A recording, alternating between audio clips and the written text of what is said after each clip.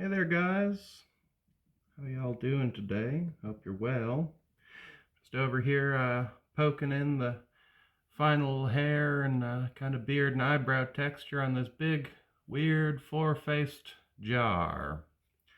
It's a jar form and it'll still be technically functional, but it loses a bit of that functionality. I always say I turn them as light as I can so I can add a whole bunch of clay to them. But this one will be a little chunky with all the noses and beards and all that. But I end up playing with those lines a little bit, between technically functional form and doing weird stuff to it. And it's in that I, sure I make pottery, but I do consider myself a lot of the time more of a folk artist than really a potter. I'm certainly not a production potter.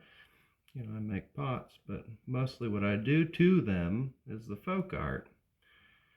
But then at the end of the day, that's a little bit more of a vague term. It doesn't have any real specific. I mean, there's always the kind of implication of self-taught a little bit and kind of a egalitarian, not so highbrow sort of thing. But then some people kind of, for them, that might mean it's rooted in traditional folk art, which is very broad itself, or kind of naive school of art, which is fairly broad in itself. So, I mean, as all terms are, they kind of lose their meaning at some point. But, under my definition of being kind of a non-institutional, somewhat self-taught artist, I think there's a lot more folk artists out there than really might identify themselves as such. You might be a folk artist.